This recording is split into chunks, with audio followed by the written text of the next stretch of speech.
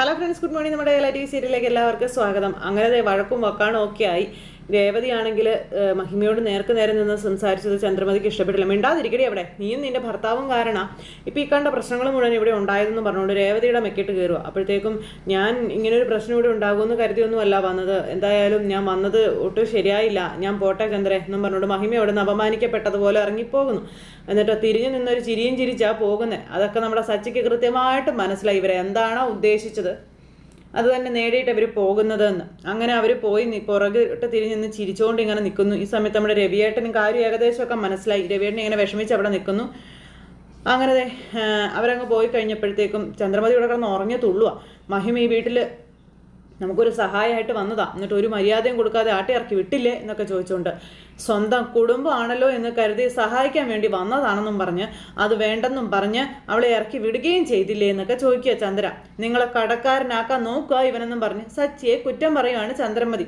ഇതൊക്കെ കേട്ട് ഇങ്ങനെ അന്തം വിട്ട് നോക്കിയിരിക്കുക എല്ലാവരും. അപ്പോൾ അല്ല എന്ന് രവിയേട്ടൻ പറഞ്ഞു. മാനവും മര്യാദയുള്ള ആരും സച്ചി പറഞ്ഞത് തന്നെ പറയുകയുള്ളൂ എന്നും രവിയേട്ടൻ അന്നേരം പറഞ്ഞു. സച്ചി അതിനൊന്നും മിണ്ടുന്നില്ല. ചന്ദ്രമതിക്ക് വലിയ പണിയായിപ്പോയി. ഇനിയിപ്പോൾ സച്ചി പറഞ്ഞില്ലെങ്കിലും ഞാൻ ആ ചെക്ക് വാങ്ങിക്കില്ല ചന്ദ്രയെന്ന് രവിയേട്ടൻ ചന്ദ്രമതിയോട് പറയുക കേട്ടോ. അപ്പോൾ ശ്രീകാന്ത് അതൊക്കെ കേട്ട് ഇങ്ങനെ സമാധാനമായിട്ട് അവിടെ നിൽക്കുവാണ്. മേടിക്കില്ല എന്ന് കേട്ടപ്പോൾ ശ്രുതിക്കും ഒന്നും അതങ്ങ് തീരെ പിടിച്ചില്ല.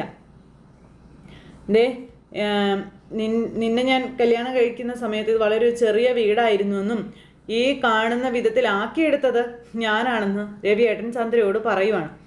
അങ്ങനെ കാര്യങ്ങളെല്ലാം പറഞ്ഞു. വലിയ ആൾ കളിച്ചുകൊണ്ടിരുന്ന ചന്ദ്രയുടെ പഴയ ചരിത്രമൊക്കെ പറയുവാണ്. ഇത് എൻ്റെ അച്ഛനുണ്ടാക്കിയ വീടാണെന്ന് ഇത്രയും കാലം കിടന്ന് പറയുമായിരുന്നല്ലോ. അപ്പോൾ രവിയേട്ടൻ്റെ ചോരയും നീരുമാണ് ആ വീടെന്നുള്ള സത്യം രവിയേട്ടൻ അങ്ങ് വിളിച്ചു പറഞ്ഞു. പക്ഷേ ഇവിടെ എനിക്കൊരു തീരുമാനം എടുക്കാൻ പറ്റുന്നില്ല എന്ന് രവിയേട്ടൻ അന്നേരം എല്ലാവരോടുമായിട്ട് പറയുവാണ്. അത് കേട്ടപ്പോൾ ചന്ദ്രയ്ക്ക് മിണ്ടാട്ടോ ഒന്നുമില്ല. ഇത്രയും കാലമായില്ലേ, പോരാത്തതിന് അസുഖമൊക്കെ ഉണ്ടല്ലോ എന്നും രവിയേട്ടൻ പറഞ്ഞിങ്ങനെ സങ്കടപ്പെട്ട് അവിടെ ഇരിക്കും കേട്ടോ. എന്തെങ്കിലും ജോലി ചെയ്ത് 2 കാശുണ്ടാക്കാമെന്ന് വെച്ചാൽ അതിനും കഴിയുന്നില്ല എന്നും രവിയേട്ടൻ ഇരുന്ന് പറയുന്നു. ചന്ദ്രമതി ഒന്നേരത്തേക്കും ശ്രുതിയെയും ഇങ്ങനെ നോക്കുക. രേവതിക്കും സച്ചിക്കും ഭയങ്കര വിഷമായി.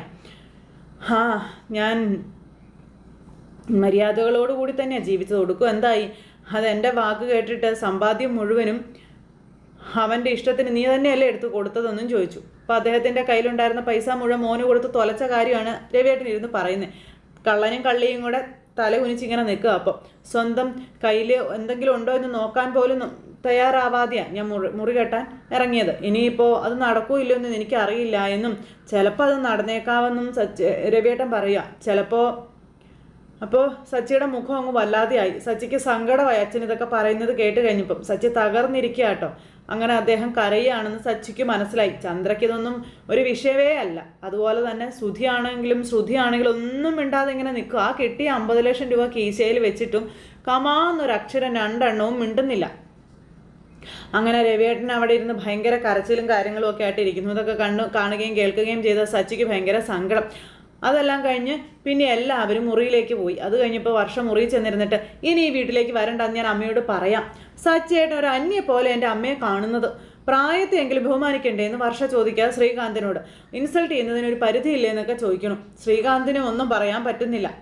അപ്പോൾ ശ്രീകാന്ത് ഇങ്ങനെ നോക്കുന്നത് കണ്ടപ്പം എന്താ നോക്കുന്നതെന്ന് ചോദിച്ചു. എൻ്റെ സച്ചേട്ടൻ ഒരു തെറ്റും ചെയ്തിട്ടില്ല. സച്ചേട്ടൻ പറഞ്ഞതൊക്കെ ശരിയാണെന്നാണോ ഇനി പറയാൻ പോകുന്നേ എന്ന് വർഷ ചോദിക്കുക ശ്രീകാന്തിനോട്.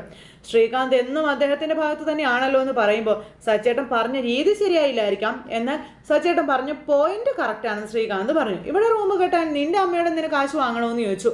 അമ്മ ഹെൽപ്പ് ചെയ്യാൻ നോക്കിയതാണെന്ന് വർഷ പറയുമ്പോൾ എന്ത് ഹെൽപ്പ്? അന്ന് AC കൊടുത്തു വിട്ട് പ്രശ്നം ഉണ്ടാക്കി. അവരെന്തിനാ എപ്പോഴും ഇങ്ങനെയൊക്കെ ചെയ്യുന്നതെന്ന് ചോദിച്ചപ്പോൾ അപ്പോൾ ശ്രീകാന്തിന് ഏട്ടൻ പറഞ്ഞ് തെറ്റല്ല, എൻ്റെ ഹെൽപ്പ് ചെയ്യാൻ നോക്കിയതാണ് തെറ്റല്ലേ എന്ന് ചോദിച്ചു തുള്ളുമ്പോൾ നിന്റെ അമ്മയ്ക്ക് സഹായിക്കാനുള്ള മനസ്സുണ്ടെങ്കിൽ അത് നമ്മളോടാ പറയേണ്ടിയിരുന്നത്. ചെക്കുമായിട്ട് വരുന്നതിന് മുൻപ് അത് നമ്മളോടൊന്ന് ആലോചിക്കാൻ പാടില്ലായിരുന്നു എന്ന് ശ്രീകാന്ത് വർഷയോട് ചോദിച്ചു. ഇവിടെ റൂം കെട്ടാൻ പ്ലാനുണ്ട്, പക്ഷെ കാശില്ലെന്നൊക്കെ നീ എന്തിനാ അമ്മയോട് പറയാൻ പോയതെന്ന് ചോദിക്കുമ്പോൾ ഇവിടെ നടക്കുന്ന കാര്യം ഞാൻ അമ്മയോട് ക്യാഷ്വലായിട്ടൊന്ന് പറഞ്ഞത് എൻ്റെ ശ്രീകാന്തെ, അതിനമ്മ ചെക്ക് എടുത്തുകൊണ്ട് വരുമെന്നൊന്നും ഞാൻ സ്വപ്നത്തിൽ പോലും കരുതിയില്ല എന്ന് പറയുമ്പം ഇപ്പം നീ പറഞ്ഞ് നിൻ്റെ അമ്മയെ വരുത്തിയതുപോലെ ആയില്ലേ എന്ന് ചോദിച്ചു. ഒരു കാര്യം പറയുമ്പോൾ അത് ആലോചിച്ച് വേണം വർഷേ പറയാൻ. സച്ചേട്ടൻ നിനക്ക് അറിയില്ലേ, ഇതുപോലുള്ള വിഷയങ്ങളിൽ സച്ചേട്ടൻ മുന്നും പിന്നും നോക്കാതെ പ്രതികരിക്കുന്ന ഒരാളാണ്. ഇത്ര ഒച്ചപ്പാടുണ്ടാക്കാനും മാത്രം വലിയ വിഷയമൊന്നും അല്ലല്ലോ ഇതെന്ന് വർഷ നേരം പറഞ്ഞു. ശ്രുതി ചേച്ചിയുടെ അച്ഛൻ ബിസിനസ് തുടങ്ങാനായിട്ട് ശ്രുതി ഏട്ടന് കാശ് അയച്ചു കൊടുത്തില്ലേ അതൊന്നും ഇവിടെ ആർക്കും തെറ്റായിട്ട് തോന്നിയില്ലല്ലോ എന്ന് പറയുമ്പോൾ അതുപോലെയാണോ ഇത്? നിന്റെ അച്ഛനും അമ്മയും നമുക്ക് വേണ്ടി എന്തെങ്കിലും ചെയ്താൽ ഇവിടെ ആരും ഒന്നും ചോദിക്കില്ല. ഇത് എൻ്റെ അച്ഛൻ്റെയും അമ്മയുടെയും വീടാ. ഇവിടെ റൂം കെട്ടാൻ അവരെന്തിന് കാശ് തരണമെന്ന് ചോദിച്ചു. അപ്പോൾ ഞാൻ പറഞ്ഞല്ലേ ശ്രീകാന്തേ, അവരെന്നെ സഹായിക്കാൻ വേണ്ടി നോക്കിയതാണെന്ന് അതിവിടെ ആർക്കും മനസ്സിലാകുന്നില്ലല്ലോ എന്നും പറഞ്ഞ് ശ്രീകാന്തിൻ്റെ സച്ചേട്ടൻ്റെ ഈഗോ കാരണമാണ് ഈ പ്രശ്നമൊക്കെ ഉണ്ടായതെന്ന് പറഞ്ഞു. അപ്പോൾ സച്ചേട്ടൻ ഈഗോയൊന്നും ഇല്ല, അച്ഛനെ ചെറുതാക്കാൻ നോക്കിയപ്പോൾ സച്ചേട്ടൻ ഒന്ന് പ്രതികരിച്ചതാണെന്ന് പറഞ്ഞു. ഓ, ശ്രീകാന്തിൻ്റെ ഏട്ടൻ പിന്നെ തെറ്റൊന്നും പറഞ്ഞിട്ടില്ലെന്നാണ് ശ്രീകാന്ത് പറയുന്നേ. അപ്പോൾ ആര് പറഞ്ഞാലും പറഞ്ഞില്ലെങ്കിലും അച്ഛൻ ആ ചെക്കൊന്നും വാങ്ങിക്കില്ല. റൂം കെട്ടാൻ കാശ് വേണ്ടെന്ന് അച്ഛൻ നിന്റെ അമ്മയോട് പറയുന്നതിന് മുന്നേ സച്ചേട്ടൻ കയറി പറഞ്ഞത് തെറ്റ് തന്നെയാണ്. സച്ചേട്ടൻ പറഞ്ഞില്ലായിരുന്നെങ്കിൽ ഇങ്ങനൊരു പ്രശ്നമേ ഇവിടെ ഉണ്ടാകുകയും ഇല്ലായിരുന്നു.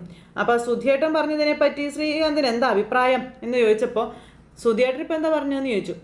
നമ്മളെയൊക്കെ പുറത്താക്കി ഈ വീട് സ്വന്തമാക്കാനാ സച്ചേട്ടൻ നോക്കുന്നതെന്ന് സുധിയേട്ടൻ പറഞ്ഞതാണല്ലോ എന്ന് പറയുമ്പം സുധിയേട്ടൻ അങ്ങനെയല്ല, അതിനപ്പുറവും പറയും. പക്ഷേ സച്ചേട്ടൻ അങ്ങനെയൊന്നും ചിന്തിക്കുന്ന ഒരാളല്ല എന്ന് ശ്രീകാന്ത് അന്നേരം പറഞ്ഞു.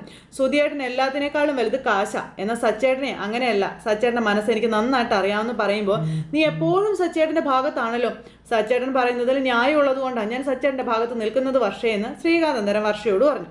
പിന്നെ വർഷേ നോക്ക്, എനിക്ക് നിന്നോടൊരു അപേക്ഷയുണ്ട്. നീ നിൻ്റെ അമ്മയോട് എന്തെങ്കിലുമൊക്കെ പറയുന്നതിന് മുൻപ് എന്നോടും കൂടി ഒന്ന് ആലോചിക്കുക. ഞാനറിയാതെ നീ നിൻ്റെ അമ്മയോടൊന്നും പറയാൻ പാടില്ല. ഞാൻ എൻ്റെ അമ്മയോട് സംസാരിക്കുന്നതിന് മുന്നേ ശ്രീകാന്തിനോട് പെർമിഷൻ വാങ്ങിക്കണമെന്നല്ലേ? എൻ്റെ പെർമിഷൻ വാങ്ങിക്കണം എന്നല്ല ഞാൻ പറഞ്ഞത്. എന്നോടൊന്ന് ഡിസ്കസ് ചെയ്യണമെന്ന് മാത്രമേ ഞാൻ പറഞ്ഞുള്ളൂ. നിൻ്റെ വീട്ടിലെ കാര്യങ്ങൾ ഞാൻ എൻ്റെ അച്ഛനോടും അമ്മയോടും പറയുന്നുണ്ടോ ചോദിക്കുമ്പം ഞാൻ എൻ്റെ അച്ഛനോടും അമ്മയോടും ഇനി സംസാരിക്കുന്നില്ല. ഒരു ലോക്ക് വാങ്ങി നീ വായ അങ്ങ് പൂട്ടാൻ പറഞ്ഞു. വർഷ അതിനെ കിടന്ന് ഒച്ച വെച്ചു. അപ്പോഴേക്കും പിന്നെ കാണിക്കുന്നതെന്ന് പറഞ്ഞിട്ടുണ്ടെങ്കിൽ നമ്മുടെ ബീരാനിക്ക പുതിയ ഷൂട്ടിങ്ങിനും കാര്യങ്ങളൊക്കെ ഇറങ്ങും. അപ്പോൾ ദേ അവിടെ നിൽക്കുന്നവരൊക്കെ ഈ ചിക്കനും ആടും ആടൊക്കെ വെട്ടാൻ നിൽക്കുന്ന ആളെ നായകനാക്കി എങ്ങനെ ഇരിക്കും എന്നൊക്കെ ഇങ്ങനെ ചോദിക്കുക. അങ്ങനെ ഇവർ തമ്മിൽ സംസാരിച്ചുകൊണ്ടും, അതായത് ഈ ലൊക്കേഷനിൽ നിന്ന് അഭിനയിക്കുന്ന സമയത്ത് സംസാരിച്ചുകൊണ്ടൊക്കെ നിൽക്കുന്ന സമയത്ത് നമ്മുടെ ഈച്ച അതുവഴി വന്നു. ഈച്ച അതുവഴി വന്നപ്പോൾ ഇവിടെ ഷൂട്ടിങ് നടക്കുന്നത് കണ്ടു. അപ്പോൾ ഷൂട്ടിങ് കണ്ടു കഴിഞ്ഞപ്പോൾ ചുമ്മാ ചെന്നൊരു ചാൻസ് ചോദിച്ച് നോക്കിയാലോ എന്നും പറഞ്ഞുകൊണ്ട് ഈച്ച ചെല്ലുക. അപ്പോൾ ഈച്ച ചെല്ലുമ്പോൾ ഇവിടെ നമ്മുടെ ബീരാനിക്കയുടെ ആ ഒരു സീൻ എടുത്തുകൊണ്ടിരിക്കുക. അപ്പോൾ സരളയെന്നും പറഞ്ഞ് വിളിച്ചുകൊണ്ട് നിൽക്കുമ്പോഴാണ് നമ്മുടെ ഈച്ച ബീരാനിക്ക കാണുന്നത്. അപ്പോഴേക്കും ഡയലോഗൊക്കെ മൊത്തം തെറ്റി, മൊത്തം കുളവായി. അപ്പോഴേക്കും ആ ഡയറക്ടർ വന്നിട്ട് പറഞ്ഞു തന്ന ഡയലോഗ് അതുപോലെ തന്നെ പറയണം കേട്ടോ എന്നും പറഞ്ഞുകൊണ്ട് ദേഷ്യപ്പെട്ടു. അതെ, ഞാനിവിടെ ഉണ്ടെന്ന് പറഞ്ഞിട്ട് എന്നെ പിടിക്കാൻ വന്നത് ആ ഈച്ച. എന്ത് പിടിക്കാൻ? അപ്പോഴേക്കും സോറി സാർ, അതെ സോറി, പോയി നിൽക്കുക, ചെല്ല ഒന്നുകൂടെ നോക്കാമെന്ന് പറഞ്ഞു. അങ്ങനെ അതെ അവരവിടെ പോയി നിന്ന് അഭിനയിക്കാൻ നോക്കുക. അപ്പോൾ ഈച്ച ഇങ്ങനെ നോക്കിക്കൊണ്ട് ഇങ്ങനെ നിൽക്കുക. അപ്പോഴേക്ക് ഇയാളെ കണ്ടതും ഈച്ച ഇയാളല്ലേ അയാൾ എന്നും പറഞ്ഞുകൊണ്ട് ഈച്ച നിൽക്കുക. ആ സമയത്ത് നമ്മുടെ ബീരാനിക്കയുടെ കയ്യിൽ നിന്ന് പോവുക കാര്യങ്ങളൊക്കെ. ഈ സമയത്ത് ബീരാനിക്ക അവിടെ നിന്ന് ഇറങ്ങിയ ഒരു ഒറ്റ ഓട്ടം. പിന്നെ കാണിക്കുന്നതെന്ന് പറഞ്ഞാൽ നമ്മുടെ സച്ചിയും ഈച്ചയും കൂടെ വെള്ളം അടിക്കുമായിരുന്നു. അങ്ങനെ സംസാരിച്ചുകൊണ്ടിരിക്കുമ്പോൾ വെള്ളം അടിച്ച് സംസാരിക്കുന്ന സമയത്ത് വിഷയങ്ങളെല്ലാം എടുത്തിട്ടു. അപ്പോൾ എന്തൊരു മണ്ടനാടാ അവനെന്ന് ഈച്ച ചോദിക്കാം. ഈ സീരിയൽ സിനിമയിലൊക്കെ അഭിനയിക്കാൻ ചാൻസ് ചോദിച്ച് നടക്കുക ആൾക്കാർ. അതിനിടയിൽ അവസരം കിട്ടിയ ഒരുത്തൻ ആ ആക്ഷൻ പറഞ്ഞപ്പോൾ ഇറങ്ങി ഓടിയടാന്ന് പറഞ്ഞു. അപ്പോൾ സച്ചിക്കൊന്നും മനസ്സിലാകുന്നില്ല. കൊടുക്കണ്ടേടാ അവനിട്ട് അടി എന്നൊക്കെ ചോദിക്കുമ്പോൾ എന്താണെന്ന് സച്ചിക്ക് മനസ്സിലാകുന്നില്ല. അവൻ ഏതവനാണോ എന്തോ എന്നും പറഞ്ഞ് ഈച്ച.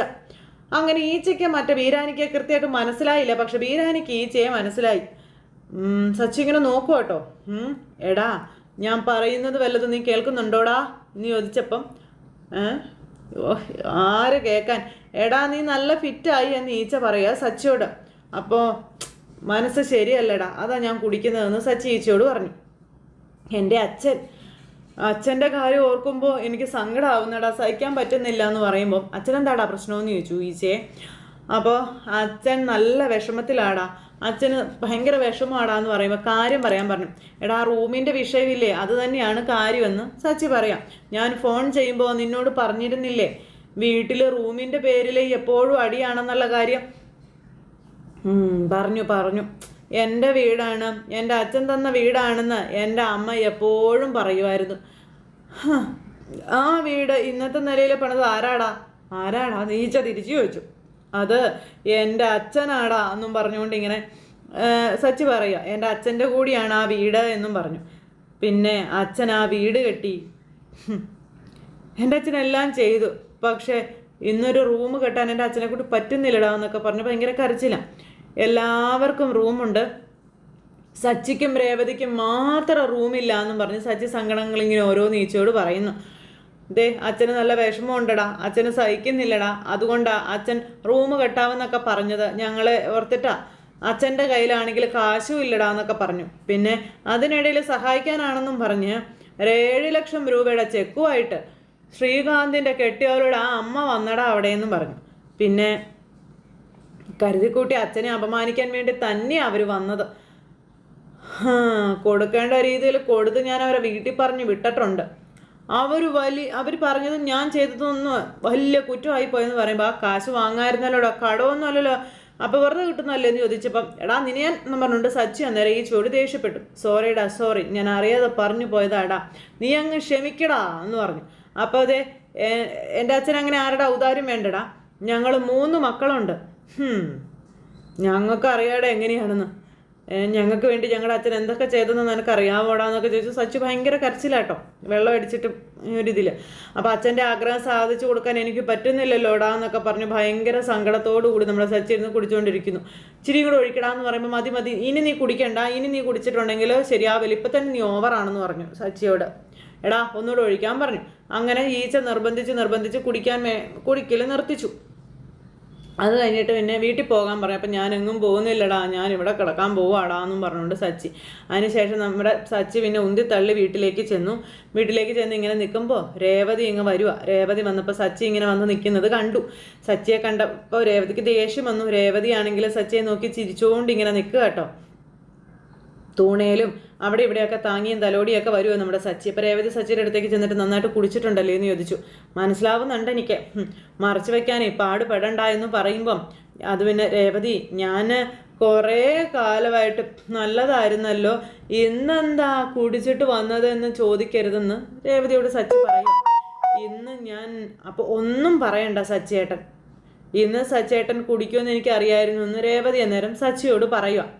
അപ്പം എൻ്റെ മനസ്സ് നിൻ്റെ കയ്യിലാണല്ലേ എന്നൊക്കെ സച്ചി ഇങ്ങനെ രേവതിയോട് ചോദിച്ചിട്ട് എന്നെ ഇത്രയും മനസ്സിലാക്കിയ വേറൊരാളില്ല എന്നും സച്ചി പറയുവാണ്. എൻ്റെ പുന്നാര രേവതിക്കുട്ടിയെന്ന് പറഞ്ഞ് രേവതിയുടെ അടുത്തേക്ക് ചെല്ലുമ്പോൾ രേവതി ഇങ്ങനെ പുറകോട്ട് മാറി. അതെന്തോ എനിക്ക് എൻ്റെ രേവതി കൊഞ്ച് ചൂടേന്നൊക്കെ ചോദിച്ചു. അപ്പോഴത്തേക്കും അച്ഛൻ ഇറങ്ങി വന്നു. അച്ഛാന്ന് പറഞ്ഞ് സച്ചി അച്ഛൻ്റെ അടുത്തേക്ക് ചെന്നു. എന്നിട്ട് അച്ഛനെ ഇങ്ങനെ പിടിച്ച് അച്ഛൻ ഭക്ഷണം കഴിച്ചോ അച്ഛാ, അപ്പം ഞാൻ ഭക്ഷണം കഴിക്കുകയോ കഴിക്കാതിരിക്കുകയോ ചെയ്യട്ടെ. എന്താടാ ഇത്, എന്ത് കോലമാടാ ഇത് എന്ന് അച്ഛൻ ചോദിക്കുമ്പം ഞാൻ കുറച്ച് കുടിച്ചച്ചാന്ന് സച്ചി അച്ഛനോട് പറയൂ കേട്ടോ. നന്നായിട്ട് കുടിച്ചച്ചാന്ന് പറയുമ്പം അച്ഛൻ ഇങ്ങനെ സങ്കടത്തോടെ രേവതിയെ നോക്കുക. തെറ്റാണെന്നൊക്കെ എനിക്കറിയാം, പക്ഷേ എന്നോട് എൻ്റെ അച്ഛൻ ക്ഷമിക്കച്ചാ എന്ന് പറഞ്ഞിട്ട് അച്ഛനോട് ക്ഷമ ചോദിക്കുക. അപ്പം അച്ഛൻ ഇങ്ങനെ സങ്കടമായി. അപ്പോൾ വേറെ ആരെന്നോട് ക്ഷമിച്ചില്ലെങ്കിൽ എൻ്റെ അച്ഛൻ എന്നോട് ക്ഷമിക്കുമെന്ന് എനിക്കറിയാം, കാരണം ആ അച്ഛനെ എന്നെ അറിയൂ, അതുകൊണ്ടാ എന്നും പറഞ്ഞുകൊണ്ട് സച്ചി ഇങ്ങനെ പറയുന്നു. അപ്പോഴത്തേക്കും ചന്ദ്രമതി വന്നു മൂക്ക് പൊത്തി പിടിച്ചു. കുറച്ച് നാളായി ഈ നാറ്റം വീട്ടിലില്ലായിരുന്നു, ഇപ്പം എന്തായാലും തുടങ്ങി. പട്ടിയുടെ വാല് 12 കൊല്ലം കുഴലിലിട്ടാലും അത് നിവരില്ലല്ലോ എന്ന് വന്ന് ചന്ദ്രമതി പറഞ്ഞപ്പം പട്ടിയുടെ വാല് കുഴലിൽ കൊണ്ടുപോയി ഇടുക, നിങ്ങളാരാ അതൊക്കെ പറയാനെന്നൊക്കെ ചോദിച്ചപ്പോഴത്തേക്കും ശ്രുതിയും കൂടെ ഇറങ്ങി വന്നു. മൊത്തം വിഷയമായി. അപ്പോൾ ഇവർ രണ്ടുപേരും കൂടെ ഇറങ്ങി വന്നു. അപ്പോഴത്തേക്കും വർഷയും ശ്രീകാന്തും ഇറങ്ങി വന്നു. എടാ നീ വീണ്ടും തുടങ്ങിയല്ലേ എന്ന് ശ്രുതി ചോദിക്കുമ്പോൾ നമ്മുടെ സച്ചി ഇങ്ങനെ നോക്കുക. ജോലി ചെയ്ത് ക്ഷീണത്തിൽ റൂമിൽ വന്ന് കിടന്ന നീ ഒന്ന് ഉറങ്ങാനും സമ്മതിക്കത്തില്ലേ, എന്തിനാടാ ഞങ്ങളിങ്ങനെ ശല്യപ്പെടുത്തുന്നത് എന്ന് ശ്രുതി ചോദിക്കുമ്പോൾ നമ്മുടെ സച്ചി ഒന്ന് ചിരിച്ചു. നിനക്കൊക്കെ എന്ത് ജീവിതമാടാ, അതിനുവേണ്ടി നീ എന്നതാടാ ചെയ്യുന്നേ.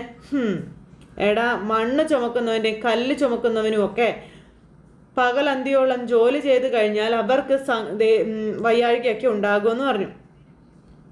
അപ്പോൾ മറ്റുള്ളവരുടെ മുറിയെല്ലാം തട്ടിപ്പറിച്ച് മേടിച്ച് കയറി കിടക്കുന്ന നിനക്കൊക്കെ എന്ത് ക്ഷീണമാടാന്ന് സച്ചി ചോദിക്കുമ്പോഴത്തേക്കും ശ്രുതി പറയുവാണ്, കണ്ടോ പറഞ്ഞു അവൻ ഇപ്പോൾ വീണ്ടും മുറിയുടെ കാര്യത്തിലേക്ക് എത്തിയെന്ന്. നീ കുഴപ്പമുണ്ടാക്കാൻ വേണ്ടി കരുതിക്കൂട്ടി വെള്ളം അടിച്ച് വന്നാണല്ലേ എന്ന് ശ്രുതി ഇങ്ങനെ പറയുന്നു. രേവതി നീ ഇവനെ കൂട്ടിക്കൊണ്ട് പോകാൻ പറയുമ്പം സച്ചേട്ടൻ നിങ്ങൾ കിടക്കുന്ന മുറിയുടെ മുന്നിൽ വന്ന് ബഹളം വെച്ചായിരുന്നോ എന്ന് ചോദിച്ചു. നിങ്ങൾ ഇവിടേക്ക് വന്നതല്ലേ എന്ന് രേവതി അന്നേരം തിരിച്ചു ചോദിച്ചു. നീ നിന്റെ ഹസ്ബൻഡിനെയും കൂട്ടി മുറിയിലോട്ട് പോകാനും രേവതി പറയുക. അത് കേട്ടപ്പോൾ ചന്ദ്രമതി ഞെട്ടി അങ്ങനെ ഇരിക്കുക. അത് പോയിട്ട് കലക്കി രേവതി കലക്കി എന്നും പറഞ്ഞു നിൽക്കുമ്പോൾ സച്ചേട്ടൻ ഇങ്ങനെ കുടിച്ചിട്ട് വരുന്നത് ശരിയല്ല എന്ന് വർഷ അന്നേരം പറഞ്ഞു. അന്നേരം നമ്മുടെ സച്ചി ഇവളല്ലെങ്കിൽ എന്താണ് ശരി, പറ നിന്റെ അമ്മ 7 ലക്ഷത്തിൻ്റെ ചെക്കും ചുമന്നുകൊണ്ട് വന്നത് ശരിയാണോ എന്ന് സച്ചി വർഷയോട് ചോദിക്കുക. പിന്നെ എൻ്റെ അച്ഛനെ അപമാനിക്കാൻ വേണ്ടിയിട്ട് നീ കൂടെ അറിഞ്ഞുകൊണ്ട് ചെയ്തതല്ലേ അത് എന്ന് വർഷയോട് സച്ചി ചോദിക്കുക. അയ്യോ എനിക്കതിനെക്കുറിച്ച് അറിയില്ല എന്ന് ഞാൻ അപ്പോഴേ പറഞ്ഞതല്ലേ എന്ന് വർഷ. അപ്പം എല്ലാം അറിഞ്ഞുകൊണ്ട് തന്നെയാണ് വന്നതെന്ന് സച്ചി ഇങ്ങനെ വർഷയോട് അതേ തന്നെ പറഞ്ഞു. അഭിനയിക്കരുത് കേട്ടോ എന്നും സച്ചി വർഷയോട് പറയുന്നു. കാര്യം വീണ്ടും വഷളാവുന്നു. അപ്പം അങ്ങനെ മൊത്തത്തിൽ പ്രശ്നത്തോട് പ്രശ്നമാകുന്നിടത്ത് ഇന്നത്തെ കഥ അവസാനിച്ചു. അപ്പോൾ എല്ലാവരും കാത്തിരുന്ന് കാണണേ. എല്ലാവർക്കും നല്ലൊരു ദിവസം ആശംസിക്കാം കേട്ടോ. നന്ദി.